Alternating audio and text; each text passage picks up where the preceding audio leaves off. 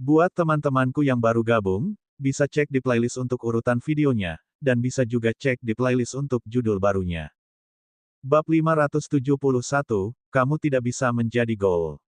Mengapa? Mengapa kamu rela menyerahkan hidupmu demi dia? Suara berat malam bergema di gua yang kosong. Yunran tidak punya waktu untuk memedulikan Yelin sekarang. Dia menopang tubuhnya, yang akan hancur, dan terus menghantam batu surgawi. Cedera bukanlah masalah besar. Dia hanya perlu berendam di mata air beberapa kali di gunung abadi spasialnya. Selama dia tidak mati, darah sudah mengalir ke lengannya dan ke telapak tangannya dari luka di lengannya. Yunran melihat Mo Beiyuan membuka matanya, dan matanya yang aneh berlumuran darah. Dan tidak ada yang bisa dia lakukan. Yunran merasa tercekik dan mengangkat tangannya untuk menamparkan batu surgawi. Tidak, Mo Beiyuan, kamu tidak bisa menjadi hantu. Terjadi ledakan keras. Kali ini, dia berhasil. Dia benar-benar mendorong batu surgawi itu ke bawah. Yelin terdiam. Apa yang salah dengan wanita ini? Yunran tidak peduli jika batu langit itu retak setelah jatuh. Dia buru-buru bergegas ke sisi Mo Beiyuan dan melemparkan dirinya ke dalam pelukannya. Mo Beiyuan, Mo Beiyuan. Ran. Kali ini, dia menerima tanggapannya. Ya, ini aku. Suara Mo Beiyuan serak, kepalanya agak berat, dan dia kurang sadar. Penglihatannya kabur. Namun, saat dia memeluknya, dia bisa dengan jelas merasakan kehadirannya. Dia tahu itu dia. Secara naluriah, dia mengencangkan lengannya dan memeluknya erat. Keduanya berpelukan dalam diam. Mo Beiyuan dengan lembut membelai punggung Yunran dan merasakan orang di pelukannya tampak sedikit gemetar.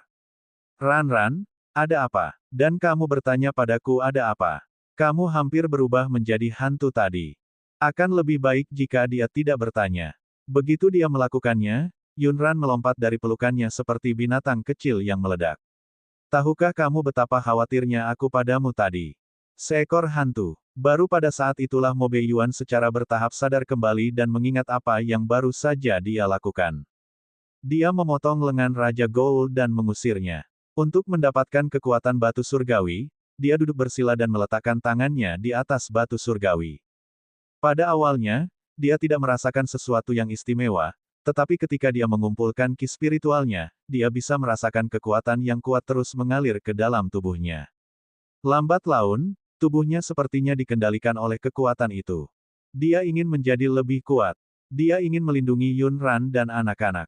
Kekuatan itu sepertinya bisa merasakan keinginannya dan melonjak ke dalam tubuhnya dengan gila-gilaan. Dia tidak bisa mendengar suara-suara di luar, dia juga tidak bisa merasakan keberadaan lain. Dia hanya ingin mendapatkan kekuatan terkuat. Saat sekelilingnya menjadi gelap dan dia hendak berjalan ke dalam jurang, sebuah cahaya muncul di depannya. Seorang gadis yang lembut dan hangat menabraknya. Lengan, Ran, kenapa kamu kembali? Di mana Bun dan Sweetie Cake? Yunran terluka cukup parah setelah cobaan itu, jadi dia tidak berani terlalu dekat dengannya karena takut dia akan mencium bau darah pada dirinya. Aku melihat kamu sudah lama tidak keluar, jadi aku masuk untuk mencarimu. Mereka semua menunggu di luar. Jika tidak ada yang lain, ayo tinggalkan tempat ini. Yunran menyembunyikan lengannya di belakang punggungnya, ingin diam-diam menyeka darah dari lukanya. Dia terlalu cemas sekarang dan tidak punya waktu untuk mengobati lukanya. Tubuh Mo Beiyuan berangsur pulih. Dia mengusap celah di antara alisnya dan menatapnya dengan mata anehnya. Dia segera menyadari kelainannya. Ada apa dengan lenganmu? Kenapa kamu menghindariku? Bab 572, Ran, kenapa kamu begitu konyol? Yunran tahu bahwa matanya selalu tajam, tapi dia tidak menyangka akan ketahuan secepat itu. Ah, aku tidak melakukan apapun. Mungkin saya digigit serangga ketika saya masuk. Agak gatal, jadi saya garuk. Begitu dia selesai mengarang alasan ini, Yunran menyadari bahwa dia bodoh. Karena tidak ada serangga di tempat terkutuk ini. Mengapa dia mengemukakan alasan buruk yang bisa dihilangkan dengan menyodok? Yunran sangat menyesal sekarang. Ran, kamu terluka. Benar. Mata Mo Beiyuan menjadi gelap, dan sesuatu muncul di matanya. Apakah aku menyakitimu? Apakah dia menyakitinya ketika dia dikendalikan oleh kekuatan batu surgawi dan kehilangan kesadaran? Melihat dia membuat tebakan liar dan bahkan menyalahkan dirinya sendiri, Yunran dengan cepat menjelaskan, itu bukan kamu. Jangan membuat tebakan liar. Bagaimana kamu bisa menyakitiku? Saya tidak sengaja terjatuh saat berjalan. Ya, itu dia. Gelap di dalam gua ini. Siapa yang tidak terjatuh saat berjalan? Yunran merasa alasan ini bagus. Suaranya penuh percaya diri. Apakah kamu jatuh? Biar ku lihat. Mo Beiyuan melangkah ke arahnya saat dia berbicara. Yunran secara naluriah mundur selangkah. Dia seharusnya berada dalam kondisi yang buruk. Bagaimanapun, dia telah tersingkir berkali-kali. Dinding gua tidak mulus, dan banyak pilar batu aneh berserakan di mana-mana. Yunran menghancurkan 7 atau 8 pilar batu. Tubuhnya tidak terbuat dari besi, jadi pasti banyak lukanya. Untungnya, cahaya di sini relatif redup. Mo Beiyuan mungkin tidak dapat menemukan apapun dengan pandangan sekilas. Dengan mengingat hal itu, Yunran berhenti menghindarinya. Baiklah, jika kamu ingin melihatnya, silakan saja. Itu hanya jatuh. Di sini, cedera paling serius ada di lengan ini. Saat saya terjatuh, saya terbentur batu tajam. Namun, Yunran lupa bahwa selain mereka, ada orang lain di dalam gua yang bisa bernapas. Yelin terdiam selama ini karena dia belum bisa pulih dari keterkejutan batu surgawi yang didorong Dofan. Pada saat ini, dia akhirnya sadar kembali dan mendengar wanita ini mengarang cerita. Dia mendengus dingin. Mengapa kamu tidak mau memberitahunya bahwa kamu terluka untuk menyelamatkannya? Anda dikirim terbang puluhan kali oleh kekuatan batu surgawi dan jatuh setengah mati. Awalnya aku mengira kamu berbeda dari manusia bodoh itu. Aku tidak menyangka kamu menjadi lebih bodoh dari mereka. Yunran tidak menyangka Raja Goul akan bersenandung begitu lama. Lagi pula, dia hanya punya beberapa napas lagi. Tidak disangka dia punya kemampuan untuk ikut campur dalam urusan orang lain. Siapa yang setengah mati karena terjatuh? Aku hanya tergores sedikit.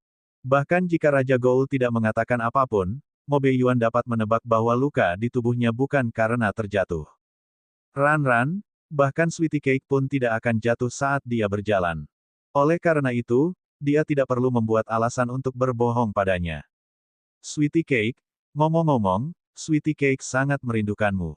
Dia membuat keributan di luar. Ayo keluar dan temukan dia.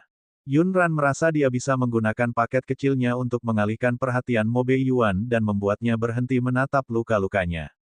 Namun, Mo Beiyuan tidak mau diganggu olehnya. Saat ini, matanya tertuju padanya. Bibir tipisnya bergerak. Anda telah dikirim terbang puluhan kali. Ran, kenapa kamu begitu bodoh? Yunran khawatir dia akan menyalahkan dirinya sendiri ketika mengetahui kebenarannya. Jadi dia ingin menyembunyikan fakta bahwa dia terluka sejak awal. Mo Beiyuan, aku tidak bodoh. Aku hanya tidak ingin laki-lakiku menjadi hantu. Aku tidak ingin bergesekan dengan taringmu saat aku menciummu. Bab 573, di mana lagi kamu terluka? Yunran sengaja mengubah topik pembicaraan menjadi lebih santai. Dia bahkan mengangkat wajahnya yang seputih porselen dan tersenyum genit padanya.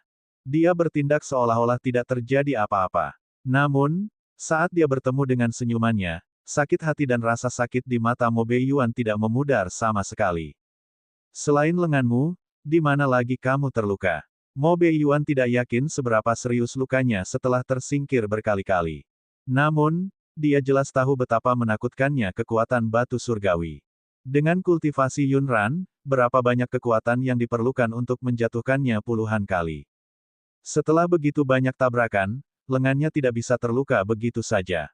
Yunran sakit kepala. Sepertinya dia tidak bisa melepaskannya. Dia menatap Raja Goul dengan tidak senang. Mulut orang ini terlalu kendur. Hanya lenganku yang terluka. Saya tidak terluka di tempat lain. Apa yang Anda maksud dengan jatuh setengah mati? Apakah kamu percaya dengan perkataan iblis tua ini? Saya pikir dia akan mati. Di sisi lain, Yelin memandangi batu surgawi yang telah dirobohkan oleh Yunran tidak jauh darinya dan sepertinya melihat harapan lagi. Dia terus menggeliat tubuhnya yang tidak lengkap menuju batu surgawi. Segera, selama dia menyentuh batu surgawi itu, dia akan mampu bertahan hidup. Akhirnya, dia naik ke sisi batu surgawi. Namun, dia tidak memiliki lengan, jadi dia hanya bisa memutar tubuhnya untuk mendekati batu dewa. Dia mencoba mengandalkan kontak tubuhnya untuk mendapatkan kekuatan batu suci. Namun, setelah mencoba dalam waktu yang lama, dia tidak merasakan kekuatan apapun yang datang dari batu suci tersebut. Seolah-olah batu surgawi telah kehilangan kekuatan sucinya. Satu-satunya harapannya padam, dan Yelin putus asa. Bagaimana ini bisa terjadi? Bagaimana ini bisa terjadi? Di mana kekuatan surgawi di batu surgawi? Kemana perginya kekuatan suci abadi para hantu? Yunran khawatir tidak ada yang bisa mengalihkan perhatian Mo Beiyuan ketika Yelin berteriak dengan gila. Oleh karena itu, matanya yang berair sedikit berubah. Mo Beiyuan, ayo pergi ke sana dan lihat apa yang dilakukan Raja Hantu ini. Setelah mengatakan itu, Yunran ingin berlari menuju batu surgawi. Sebelum dia bisa melangkah keluar, Mo Beiyuan mengulurkan lengan panjangnya dan menariknya ke dalam pelukannya. Abaikan dia untuk saat ini. Biarkan saya melihat luka lain di tubuh Anda. Mata Mo Beiyuan menjadi gelap seolah dia mencoba yang terbaik untuk menekan emosinya yang melonjak. Yunran terjebak dalam pelukannya dan tidak bisa melepaskan diri. Bukannya dia tidak ingin melepaskan diri, tapi tulang dan dagingnya sangat sakit. Setiap gerakan acak akan menyebabkan luka dalam di tubuhnya. Dia bukanlah hantu yang tidak merasakan sakit. Dia bisa dengan jelas merasakan sakitnya. Tapi dia tidak ingin dia melihatnya. Cedera lain di tubuhku. Tidak baik melihatnya di sini. Saat dia berbicara, dia melirik ke arah Raja Hantu yang tergeletak di tanah. Dia berencana untuk terus bermain-main. Tentu saja, Mo Beiyuan tidak akan membiarkan orang lain melihat tubuhnya, meskipun orang di depannya adalah hantu berusia 1000 tahun. Lengannya yang erat memeluknya, tapi dia tidak berani menggunakan terlalu banyak kekuatan. Ran, ada gua lain di sini. Ayo ke sana dan lihat lukanya dulu, oke. Yunran ingin menolak, tetapi nada suara orang ini begitu lembut sehingga dia tidak bisa menolaknya. Rasanya saat dia berkata, tidak, dia bisa melubangi hatinya. Oleh karena itu, dia mengikutinya ke gua lain dengan linglung. Keduanya mengangkat obor dan menancapkannya ke celah batu. Mo Beiyuan menatapnya dengan tatapan membara di bawah cahaya api. Kamu terluka. Biarkan saya membantu Anda. Yunran berpikir lama tetapi tidak bisa memikirkan alasan untuk menolaknya. Bagaimanapun, lengannya memang terluka. Kedua anak itu masih menunggu mereka di luar. Mereka sebenarnya tidak perlu bersikap sopan di sini. Bab 574, beri dia kemampuan.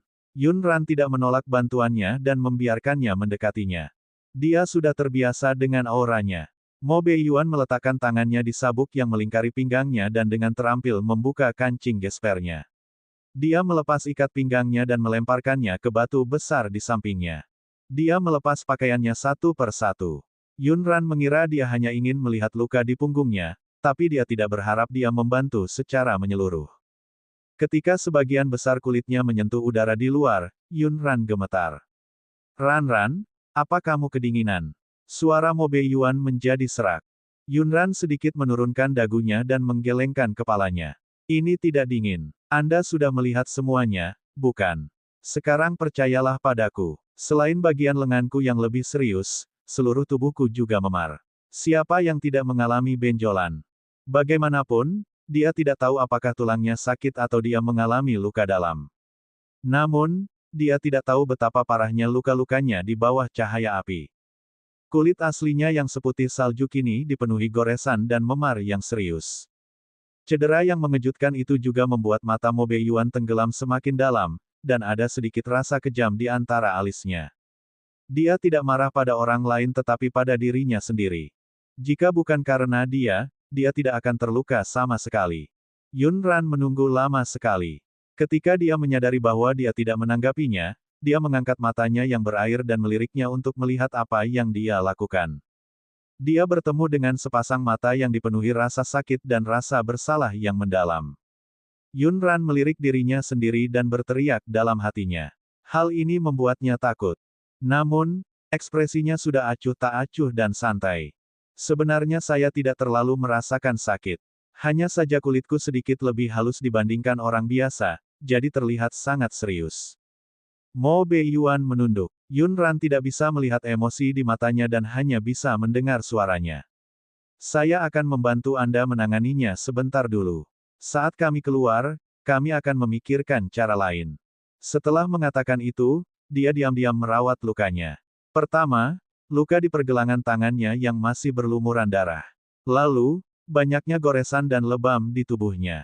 Setelah mengatasinya, Yunran merasa seperti jatuh ke dalam toples obat. Seluruh tubuhnya dipenuhi bau obat yang menyengat. Selesai. Ayo pergi. Yunran benar-benar tidak ambil pusing dengan luka-lukanya. Itu hanya soal berendam di mata air beberapa kali.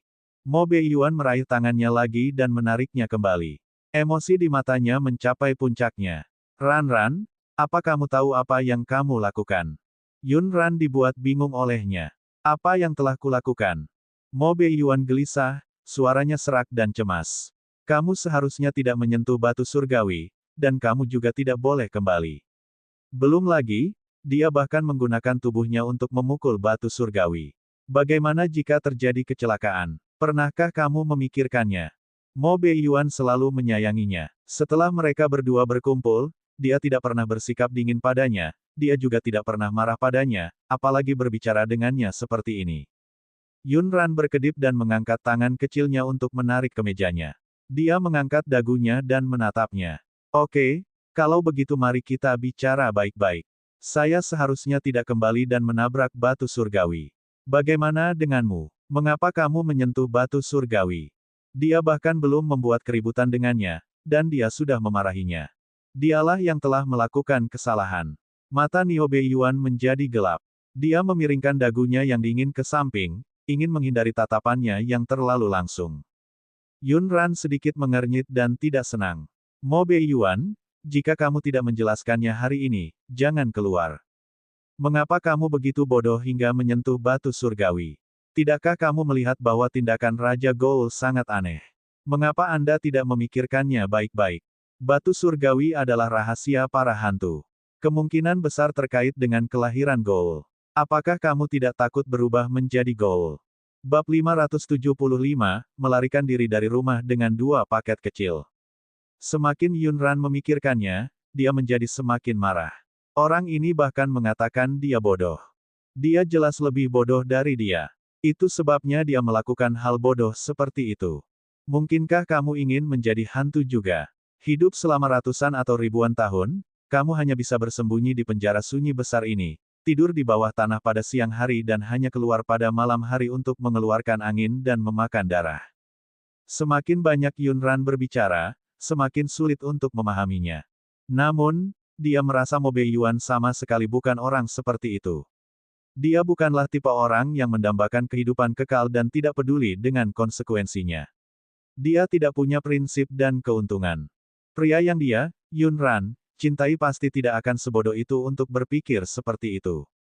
Mo Beiyuan, dengarkan baik-baik. Saya tidak ingin Anda menyembunyikan diri Anda di balik jubah hitam di masa depan. Saya tidak ingin Anda hanya minum darah untuk mencari nafkah. Saya tidak ingin melihat Anda tidak lagi terlihat seperti Anda. Yunran tahu bahwa transformasi hantu tidak sesederhana itu. Tentu saja, dia tidak meremehkan hantu-hantu itu. Dia hanya merasa proses berubah dari orang normal menjadi Goul pasti akan sangat menyakitkan. Seseorang bahkan mungkin harus membayar harga yang tidak terbayangkan. Jadi, apakah kamu sudah benar-benar menentukan pilihanmu? Apakah Anda benar-benar ingin menjadi hantu dan menyerahkan semua yang Anda miliki sekarang? Apakah kamu bersedia menyerah pada aku dan anak-anak? Sebelum Mo Beiyuan mendekati batu surgawi, dia memikirkan banyak hal dan terus ragu-ragu dan memilih. Pada akhirnya, dia menentukan pilihannya. Bahkan jika dia harus menjadi hantu, selama dia bisa melindungi mereka, dia bersedia. Namun, sekarang, menghadapi pertanyaan Yunran, pilihan tegas yang tadinya tidak biasa menjadi kurang tegas. Dia bimbang. Ran, aku tidak pernah berpikir untuk meninggalkanmu dan anak-anak, aku hanya ingin menjadi lebih kuat dan melindungimu. Yunran cerdas dan langsung mengerti maksudnya. Oleh karena itu, meskipun kamu tahu bahwa batu surgawi itu jahat, kamu tetap saja dengan bodohnya mendekatinya karena kamu ingin mendapatkan kekuatan batu surgawi dan menjadikan dirimu lebih kuat untuk melindungi kami. Namun, kamu sudah menjadi yang terkuat di 5 negara, tentu saja, selain Sweet. Kue, paket kecilnya terlalu menantang surga. Orang-orang biasa tidak bisa membandingkannya sama sekali. Mo Beiyuan tertawa mencela diri sendiri. Apa yang Anda maksud dengan negara terkuat dari 5 negara? Saat itu, Pemimpin delapan dewa dan iblis menangkap Sweetie Cake di depanku, dan aku hanya bisa menonton tanpa daya, dia tidak akan pernah melupakan adegan itu. Yunran secara alami mengingat apa yang terjadi pada saat itu, tetapi dia tidak berharap dia menyalahkan dirinya sendiri atas seluruh masalah ini. Mo Beiyuan, pemimpin delapan dewa dan iblis jelas-jelas menempuh jalan yang bengkok. Kabut hitam itu jelas tidak normal. Apa yang bisa membandingkanmu dengan jalannya yang bengkok? Yunran mengakui bahwa kekuatan pemimpin delapan dewa dan iblis memang melebihi ekspektasinya, tapi dia tidak perlu mengubah dirinya menjadi hantu untuk melawan orang jahat itu. Bukankah ini setara dengan mengorbankan 1000 nyawa untuk membunuh 800 musuh? Itu adalah sebuah kekalahan. Yunran menganalisa dengan serius, benda sialan itu sudah lama tidak muncul. Dia pasti bersembunyi di suatu tempat untuk memulihkan diri. Setelah pukulan terakhir itu, meskipun dia ingin bermain trik lagi, dia harus berpikir 2 kali. Menggunakan batu surgawi untuk mengubah dirimu menjadi hantu sungguh bodoh. Yunran tidak peduli apakah pria itu adalah pemimpin delapan dewa atau iblis. Singkatnya, Mo Beiyuan tidak bisa menjadi hantu. Takut orang di seberangnya belum menyerah pada gagasan ini, wajah porselen Yunran menegang. Jari-jarinya yang cantik melingkari kemejanya dan menariknya. Dia mengancam dengan keras, Mo Beiyuan, jika kamu berani menjadi hantu, aku akan berani kabur dari rumah bersama kedua anak itu. Bab 576, tidak ada yang diizinkan mengungkit skor lama di masa depan.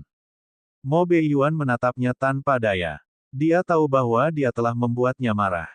Ran, aku. Petik 2. Yunran memelototinya dengan mata berair. Pipi merah mudanya sedikit menggembung karena marah saat dia menatap lurus ke arahnya. Mo Beiyuan tahu bahwa dia memang sedikit impulsif sebelumnya. Dia tidak menyangka jika dia benar-benar menjadi ghoul dan hanya bisa muncul di malam hari, pergerakannya akan dibatasi dan dia mungkin tidak bisa melindungi mereka dengan baik. Dan masalah terbesarnya adalah dia tidak bertanya pada Yunran apakah dia menyukainya sebagai hantu. Jelas sekarang bahwa Yunran tidak suka dia menjadi hantu. Tadi saya bingung dan tidak mengerti keseluruhannya. Saya tidak akan melakukannya lagi. Petik 2. Baru kemudian sikap Yunran perlahan melunak dan dia melepaskan kerah bajunya. Kalau begitu, lupakan masalah ini. Tidak seorang pun diperbolehkan menggali skor lama di masa depan. Karena dia bersedia melepaskannya, Mo Beiyuan tidak akan menjadi tidak peka. Baiklah, lupakan masalah ini. Gadis kecil di pelukannya penuh luka. Ketika Mo Beiyuan memeluknya dan melingkarkan lengannya di pinggangnya, dia tidak berani menggunakan kekuatan sebanyak sebelumnya, takut dia akan menyentuh lukanya. Tangannya yang tegas membelai wajahnya dengan lembut. Di bawah cahaya redup obor, penampilan Yunran tampak lebih cerah, lembut, dan indah di bawah lingkaran cahaya kuning tua. Jantung Mo Beiyuan berdetak kencang. Dia membungkuk dan dengan lembut meletakkan bibir tipisnya di bibir Cherry yang menggoda.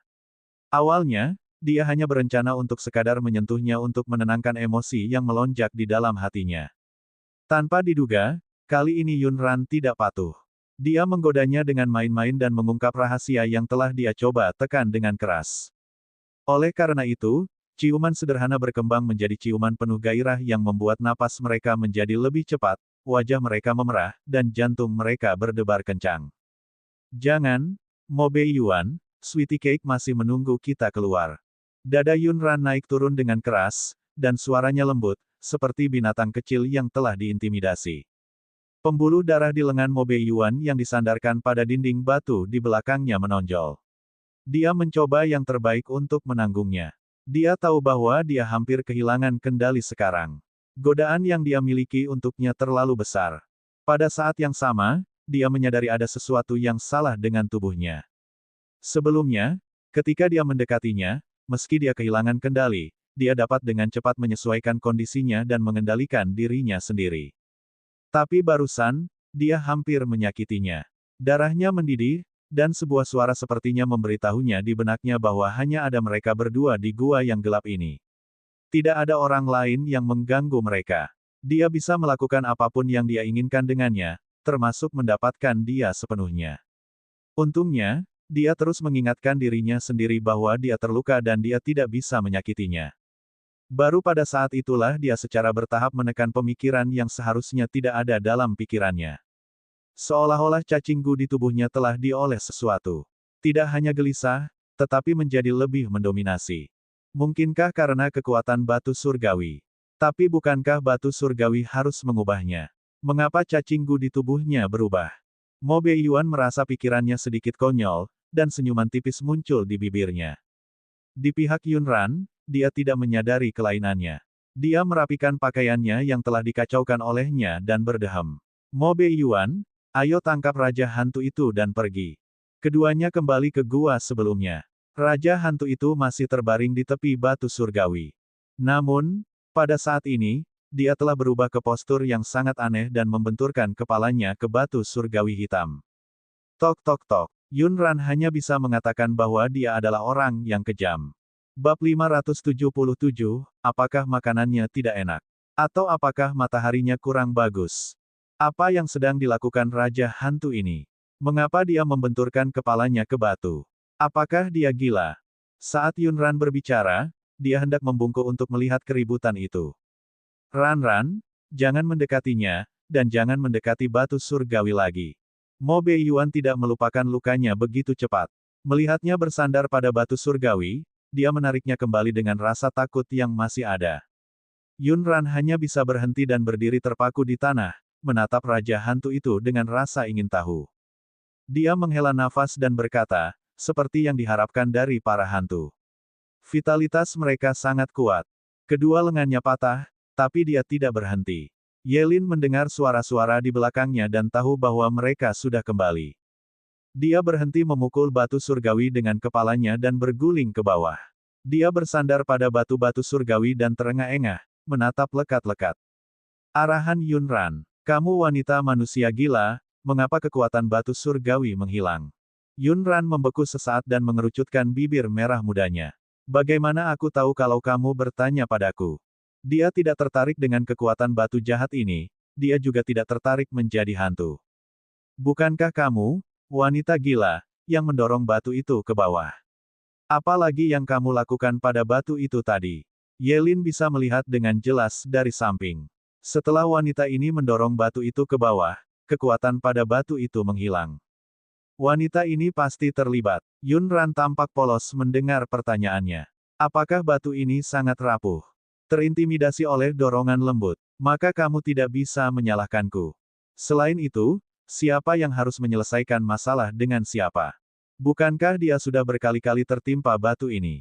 Yelin tidak hanya tidak bisa merasakan kekuatan batu surgawi, tetapi kekuatan yang telah dikumpulkan tubuhnya selama hampir 1000 tahun budidaya juga secara bertahap berkurang. Namun, dia tidak dapat menghentikan kekuatan yang mengalir keluar dari tubuhnya. Tunggu, wanita itu baru saja menyentuh batu surgawi. Mungkin kekuatan batu surgawi telah berpindah ke tubuh wanita itu, tetapi wanita itu tidak merasakannya. Oleh karena itu, dia perlu dekat dengan wanita itu. Akan lebih baik jika dia bisa menemukan kesempatan untuk menghisap darah wanita yang manis dan menggoda hingga kering. Mungkin karena keinginannya untuk hidup, Yelin menjadi tenang. Saat dia bersandar pada batu surgawi, dadanya naik turun dengan keras. Wajahnya yang sudah seperti mati menjadi semakin menakutkan. Tidakkah kamu ingin mengetahui rahasia batu surgawi ini? Tahukah kamu rahasia hantu? Aku bisa memberitahumu, tapi aku hanya akan memberitahu wanita manusia ini. Saat dia berbicara, dia mengangkat taring tajamnya sedikit ke arah Yunran dan tersenyum jahat. Mendekatlah sendirian. Saya dapat memberitahu Anda semua yang ingin Anda ketahui. Yunran mengedipkan matanya yang berair dan mengangkat bibir merah mudanya. Dia tersenyum penuh minat. Siapa yang memberitahumu bahwa aku ingin mengetahui rahasia batu ini? Saya tidak tertarik dengan rahasia ras hantu Anda. Anda harus merahasiakannya. Yang terbaik adalah menyimpannya di perut Anda dan menurunkannya. Senyuman di wajah Yelin langsung membeku. Apakah wanita ini roh jahat? Kamu, tidakkah kamu ingin tahu bagaimana menjadi hantu? Bagaimana cara memperoleh kehidupan kekal dan cara memperoleh kekuatan batu surgawi? Yelin mencoba untuk terus membujuknya ke dalam perangkap. Tanpa diduga, Yunran tidak membelinya sama sekali. Dia bahkan memberinya tatapan yang mengatakan, apakah kamu bercanda? Menjadi hantu, hidup abadi. Mengapa saya harus menjadi hantu? Apakah makanannya tidak enak? Atau mataharinya tidak bagus? Lebih konyol lagi menyebutkan kehidupan kekal. Apakah kamu percaya bahwa jika aku menebasmu sekarang, kamu akan tamat, kehidupan abadi? Yun Ran benar-benar tidak memiliki ekspresi yang baik terhadap Raja Goul di depannya. Dia tidak sebodoh itu. Dia dan Mo Beiyuan masing-masing memotong lengan sialan ini. Bagaimana mungkin Raja Hantu ini tidak menyimpan dendam? Dia mungkin menipunya untuk membalas dendam. Bab 578, manusia tidak lemah seperti yang Anda pikirkan. Hal terakhir yang ingin Yun Ran katakan padanya adalah, bangun. Manusia tidak selemah yang kamu kira. Semut manusia. Dia mengira hantu-hantu itu adalah noob. Haruskah dia menyebut mereka noob juga? Mo Beiyuan tidak ingin Yun Ran dekat dengan Raja Goul, jadi dia tidak akan membiarkannya pergi. Bahkan, dia akan merasa tidak senang jika Raja Hantu itu lebih banyak berbicara dengan Yun Ran. Ran, keluarlah bersamaku dulu. Biarkan penjaga rahasia datang dan menangkapnya. Yun Ran juga ingat dua orang pak kecil yang menunggu di luar gua, jadi dia mengangguk setuju. Mereka berdua pergi dan bergegas kembali melalui lorong yang mereka masuki sebelumnya. Namun, mereka mendengar beberapa suara yang sangat halus di tengah jalan. Keduanya memiliki pendengaran yang baik. Tidak butuh waktu lama bagi mereka untuk mengetahui bahwa suara itu adalah tangisan minta tolong seorang wanita. Mo Beiyuan, ayo kita lihat. Saat penjaga rahasia baru saja pergi, mereka menyelamatkan beberapa budak darah. Mungkin mereka melewatkan satu. Akan baik-baik saja jika mereka tidak mendengarnya, tapi karena mereka mendengarnya, mereka harus menyelamatkannya jika mereka bisa. Bagaimanapun juga, budak darah ini tidak bersalah. Nio Beiyuan memahaminya. Karena itu, dia tidak menolak. Sambil memegang obor di satu tangan dan pinggangnya di tangan lainnya, dia mengikuti suara itu. Keduanya bergantian sebelum akhirnya menemukan sebuah gua kecil. Di dalam gua kecil, seorang wanita dengan rambut acak-acakan dan pakaian yang relatif rapi sedang berlutut di tanah. Setelah mereka muncul dengan membawa obor, wanita itu mendongak. Dibandingkan dengan pertumpahan darah lainnya, wanita ini tampak sedikit istimewa. Sejujurnya, bisa mengenakan gaun berkualitas tinggi di penjara Great Desolate dan dihiasi dengan jepit rambut dan perhiasan merah, dia sungguh luar biasa. Wanita itu memiliki wajah yang cantik.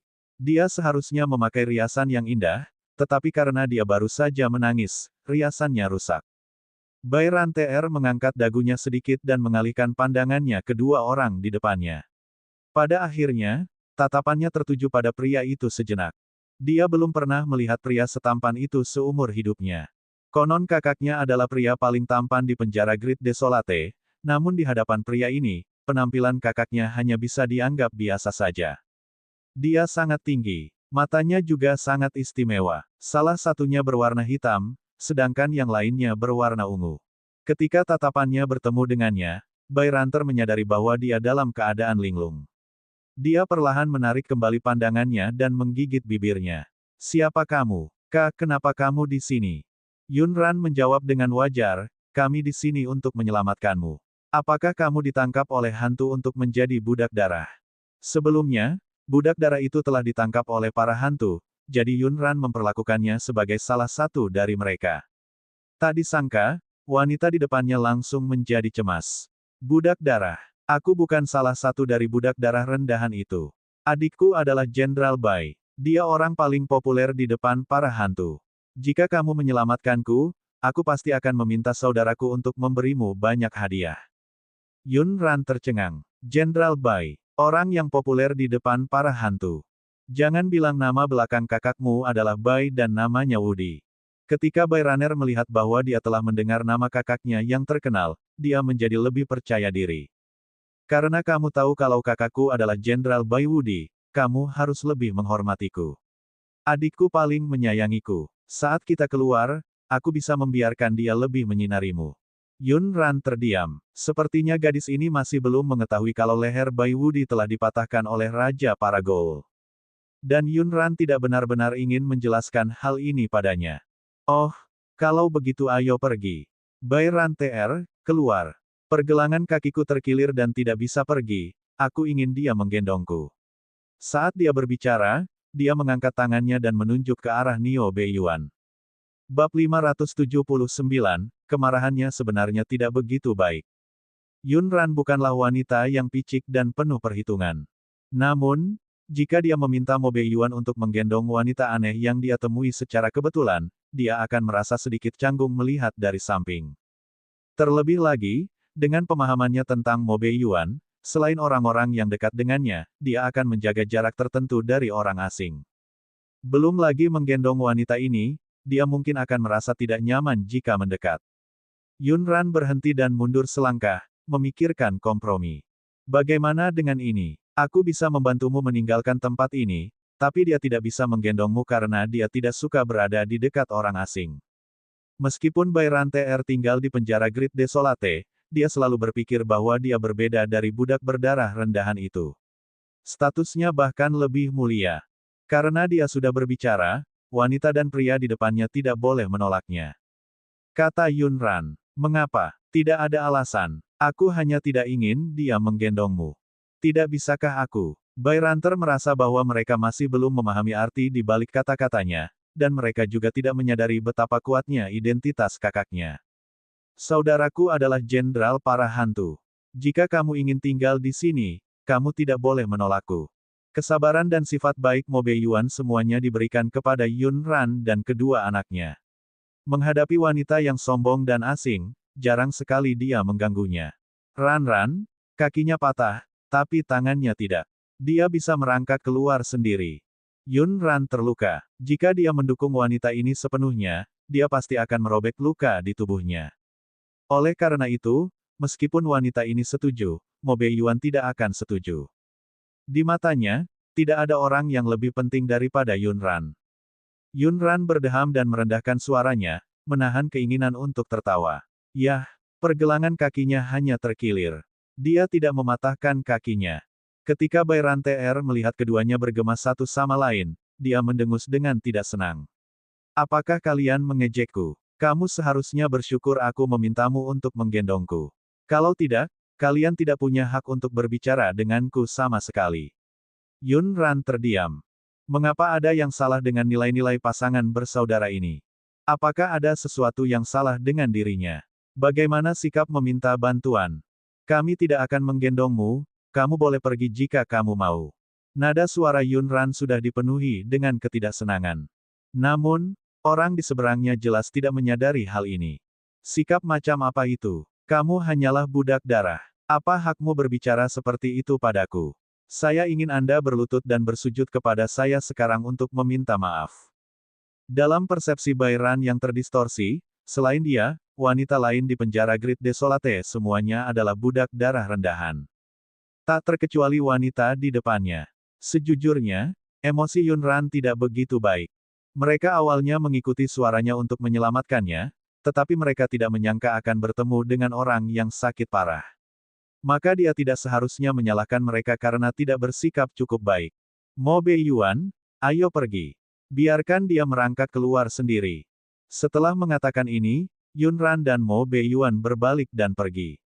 Tunggu, jangan pergi. Beraninya kamu. Apakah kamu tahu siapa aku? Jangan menyesalinya. Budak berdarah rendahan. Aku pasti akan memberitahu kakakku dan membiarkan dia membalaskan dendamku. Tunggu saja. Mereka berdua berjalan jauh, tapi mereka masih bisa mendengar raungan kebencian wanita di belakang mereka. Mo Beiyuan tidak keberatan dengan kata-kata tidak menyenangkan ini, tapi dia tidak tahan melihat siapapun tidak menghormati Yunran dan memarahinya dengan kata-kata tidak menyenangkan itu. Jika Yunran tidak menarik lengan bajunya, dia akan berbalik untuk menutupnya. Wanita bangun. Bab 580, jangan berlari terlalu cepat. Mereka berdua berbalik ke arah mereka datang dan mendengar suara pak kecilnya dari jauh. Ayah. Ibu. Itu ayah dan ibu. Sweetie Cake mendengarnya. Tepat setelah itu terdengar seruan dari sekelompok penjaga rahasia. Tuan kecil, jangan lari. Mendesah. Kue manis, jangan lari terlalu cepat. Cepat, kejar dia. Yunran tidak perlu bertanya untuk mengetahui bahwa pak kecilnya pasti sudah mendengar langkah kaki mereka terlebih dahulu, jadi dia melepaskan diri dari kendali penjaga rahasia dan bergegas masuk ke dalam gua. Ketika sampai pada tingkat budidaya, para penjaga rahasia tidak dapat mengimbangi paket kecil itu. Mereka panik dan hanya bisa mengejarnya sambil berteriak. Suara kekanak-kanakan si Pekrat semakin dekat dan dekat. Yun Ran melirik Mo Beiyuan. Dengar, aku tidak berbohong padamu. Dia sangat cemas karena menunggumu. Setelah beberapa saat, sebuah bola kecil berwarna merah muda menabraknya. Mo Beiyuan segera membuang obor di tangannya untuk mencegah api membakar pakaian Pak kecil itu. Ayah, kamu terlalu lambat. Sweetie Cake sudah lama menunggumu. Pak kecil itu baru saja menangis. Suara kekanak-kanakannya agak serak. Saat dia membuka mulutnya, dia membujuk ayahnya. Nio Beiyuan menopang tubuh kecilnya dengan tangan besarnya dan menepuk punggungnya dengan lembut. Ini salah ayah yang membuat Sweetie Cake menunggu terlalu lama. Ayah tidak akan melakukan kesalahan seperti itu lagi. Seluruh hati Mo Beiyuan sepertinya telah dicengkeram oleh tangan kecil Pak kecil itu. Rasanya sakit dan lembut.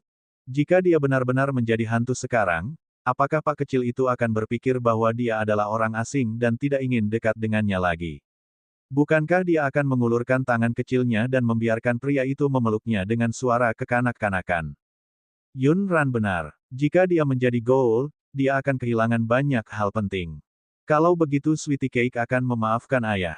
Aku tidak akan marah pada ayah lagi.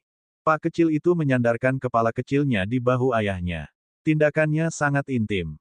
Saat Yun Ran melihat Bai Wan dan para penjaga rahasia bergegas mendekat, dia segera berkata, tidak apa-apa. Dia mendengar langkah kaki kami dan bergegas mendekat. Oh, ngomong-ngomong, kirim beberapa penjaga rahasia ke gua itu dan bawa keluar Raja Goal. Mengenai apa yang terjadi padanya dan Mo Beiyuan di gua tadi, Yun Ran tidak ingin mengungkapkannya kepada semua orang. Pertama, dia merasa tidak perlu, dan kedua, dia khawatir lukanya akan membuat ibu dan kedua anaknya khawatir. Namun, sebelum sekelompok orang itu bisa keluar, Yun Ran terlihat oleh bunnya. Ibu, kamu terluka. Yun Ran tahu bahwa itu bukanlah pertanyaan melainkan penegasan, jadi dia tidak berani berbohong dan mengatakan bahwa dia tidak terluka.